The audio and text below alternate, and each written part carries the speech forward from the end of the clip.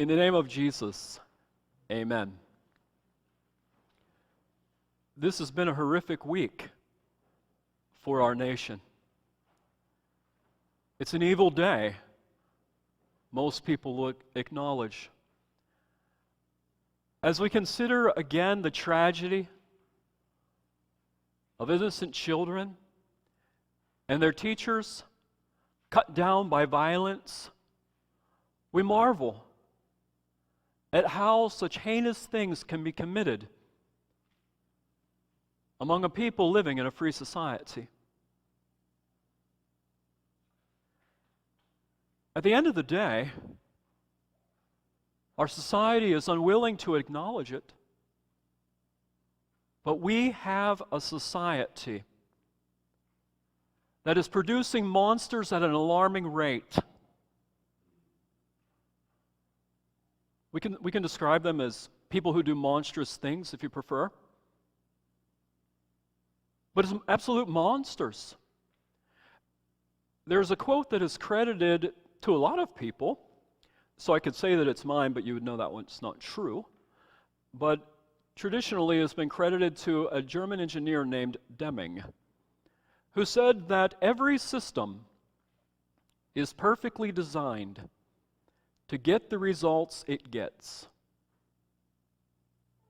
We continue to create people, form and develop people who do monstrous things. And it's a societal problem.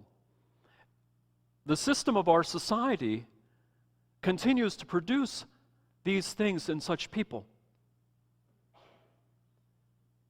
Whenever a mass shooting happens, or any act of dreadful violence, or some heinous thing that you cannot believe has been done by a human, living, breathing person, they begin to poke around in their background. And we hear about all the other awful stuff they have done. And if we pay attention, if we're able to hear it, all of the awful stuff that have been done to them. We live in a nation of godless barbarians. That's the plain spoken truth. We live in the world that Pope John Paul II, I don't think he was Lutheran, but he had some good things to say. He described our world as a culture of death. And you know it's true.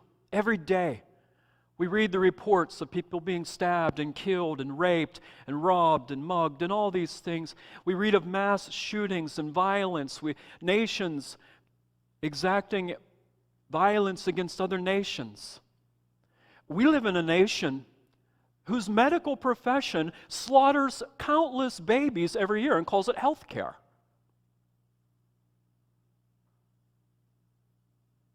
People of every political flavor have ideas of that one solution, if enacted, will bring an end to school violence and incidents such as these. I'm afraid it's not that simple. It's not that simple. There are many societal reasons for why mental health is at an all-time low. When have you known such atrocities committed by somebody who was perfectly well-adjusted and, as they describe, okay? But there's always some history of abuse and mental torture. A friend of mine is a counselor. He tells me that at his clinic, one clinic, they have a waiting list of 100 people. People that are waiting to be seen. Our society is messed up. And if there is one key to understanding why our society is so screwed up, it is the lack of the fear of God. And of course, the church, since the 1970s, has kind of downplayed that. I love it when I hear people, they're looking at the catechism, and as you look at the commandments, every commandment after the first one, the first commandment, what does this mean? We should have no other gods. We should fear, love, and trust in God above all things, Luther says. And in all the other commandments, the other 9, what do you see? It begins with, when he says, what does this mean? You shall not make wrongful use of the name of the Lord your God. we should fear and love God. It begins there. But I've heard Christians say, well, that business of fear, that doesn't mean fear like we know fear, but it's like really, really impressed. Oh, really? So apparently we no longer know what words mean. It doesn't say really, really impressed. It says fear and love God. There's the awareness.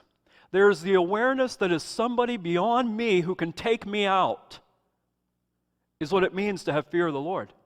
A recognition that somebody has authority in this world and it ain't me. And that is what is lacking. We see it from the very beginning. Abel, killed by his brother Cain. What's Cain's issue? What's Cain's issue? Well, he's a sinner, but so is Abel. But what's the difference? Cain has no fear of God. Cain has no fear of God. Strikes down and kills his brother because he's angry. Abel brings forth the first fruits of his flock, the very best of his flock, and offers it to God.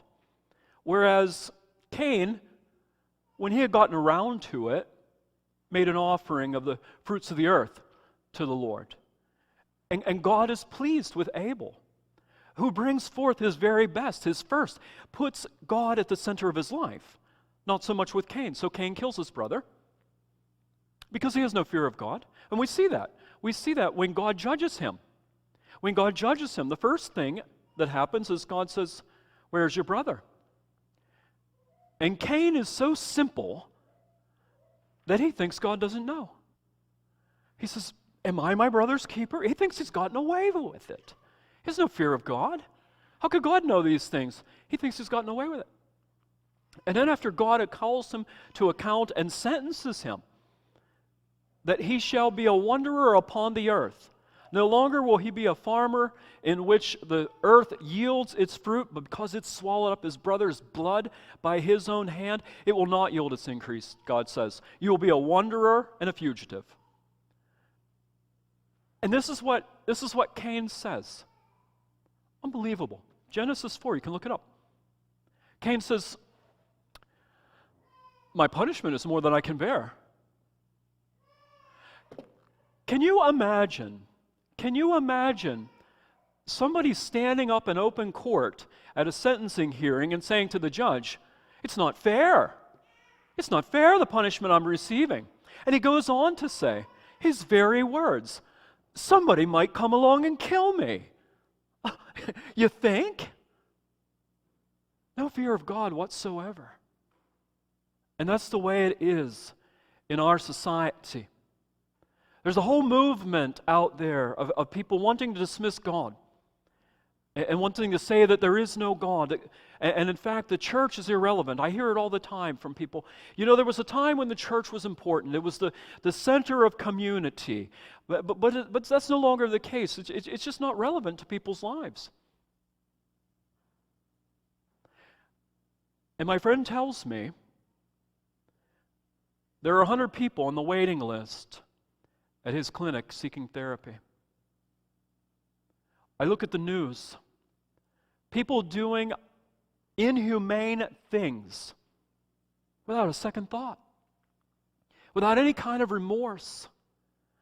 People living in fear. Living in fear. Do you know, when I first came here, I went around and I knocked on all the doors, introducing myself to people. Do you know that's the last time I have seen many of the people in this neighborhood? Maybe I see their car coming and going and the garage door going up. That's the last time I've seen them. They keep their heads down. And it's like that in so many cities throughout our nation and world. And so it shouldn't surprise us, although it surprises me every time I read it, that in John 17, when Jesus at the Last Supper looks up to heaven and begins to pray to the Heavenly Father on behalf of his disciples. Now, that part doesn't surprise me. But verse 9, which is not a part of our lesson, we just catch the tail end of this prayer at verse 20 through verses 26. But at verse 9, Jesus says, because he's already prayed for his disciples, he says, "I am praying for them I am not praying for the world, but for those whom you have given me, for they are yours. And we read that and we think, holy smokes. Jesus is withholding his prayers from the world. I am praying for them, but I am not praying on behalf of the world, but for those whom you have given me, for they are yours. The Lord God makes a clear distinction between believers and the world. And you say to yourself, so many times believers act just like the world. That's right. That's when believers are following the world. And there's always the question, will they continue to follow the world, or will they repent? Will there be the turning back, or ultimately will there be the giving up of the things of God, the casting aside of faith with the Lord's commandments? You can make 1,000 new laws to protect people. But if simply we were to follow the 10 Commandments, we would not endure any of the social ills that we experience. We simply would not. And in Revelation, when Jesus is speaking to John, when he's speaking to John at verse 10, Revelation 22, the last chapter of the Bible, Jesus said to me, "Do not seal up the words of this prophecy of this book, for the time is near." He's speaking about the world in which we live. "Let the evildoer still do evil, and the filthy still be filthy, until Christ shall return to judge the living and the dead." We live in a period in which people continue to do the evil that is in their hearts. As Jesus himself says, out of the heart, out of the abundance of the heart, the mouth speaks. Either good or bad. It tells you what's in the heart. And of course he says, and the righteous still do right, and the holy still be holy. Behold, I am coming soon, bringing my recompense with me, to repay everyone for what he has done. I am the Alpha and the Omega, the first and the last, the beginning and the end. Now, anybody listening to this sermon would say, all right, fine, you've said a lot about our society and how awful it is and how it creates people that are significantly messed up and go on to mess up other people. Well, why does God allow this to happen? I don't have an answer for that, because Scripture doesn't tell us. In fact, Jesus himself acknowledges until that last day, people will continue to do evil, and the filthy, they'll continue to be filthy. But he says, "Behold, I am coming soon, bringing my recompense with me, to repay everyone for what he has done." There will be a day of justice. Make no mistake. There will be a day upon which those who commit heinous atrocities such as we grieve this week will be held to account. And they will be judged. And it's a warning to us. It's a warning to us when we follow the world. When the values of the world become our values. That we repent. To turn away from those things and return to God. But know this. Even as we wait for that day of judgment, we are not alone here. I really don't know how people who do not believe get up every morning and go to work. If this world, this life, is all there is, why bother? I wonder. Why bother? Jesus is praying for us. Verse 20. He's already been praying for his disciples, and now he says, "I do not ask for these only, but also for those who will believe in me through their word, that they may all be one, just as you, Father, are in me, and I in you, that they may also be in us, so that the world may believe that you sent me. He says, Father, I'm not praying only for these 11 guys, but I'm praying for every single person who will be impacted by their witness, meaning the New Testament, the Word of God. For everyone who believes in this Word, I'm praying for them. Thousands of years ago, Jesus was praying for you. And what's more, He continues to pray for you. An important verse to highlight in your Bible or underline or whatever you do, Romans chapter 8, verse 34, where we learn that Christ Jesus is at God's right hand. And they use a fancy word, which throws people off the scent, interceding for us. Interceding simply means praying on our behalf. Right now, as we endure the perils of this world, He is praying for us. And what's more, He will use us to reach the world. Do you see that He says, that they may all be one, just as you, Father, are in me, and I in you, that they also may be in us, so that the world may believe that you have sent me. When the world sees our love for God and neighbor, in the closest we can get to purity in this life, when we see the church being the church and Christians actually being Christians, I pray that they see a love that is otherworldly, a love that is not dependent on what one gets, but a love that is sacrificial, such that the world should stop and take notice. When the church is not being the church and is embroiled in conflict, the world simply sees a reflection of itself. But when the world sees self-sacrifice, forgiveness, and grace, it takes notice. It says, what is different here?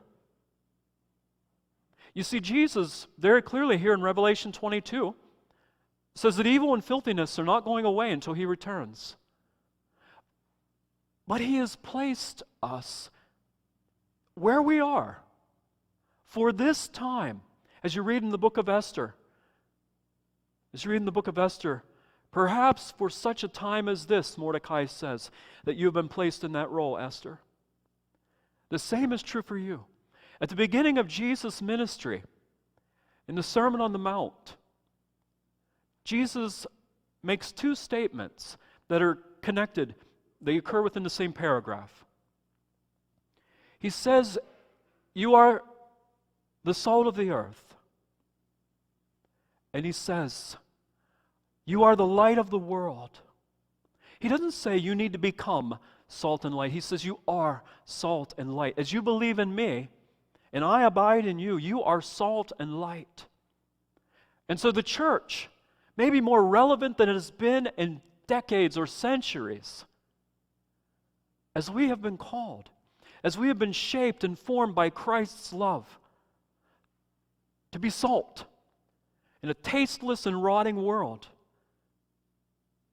and light, pointing to the Christ who has died in their place, answered for their sins. In Him alone there is healing. Light in a dark and darkening world. In the name of Jesus, amen. I invite you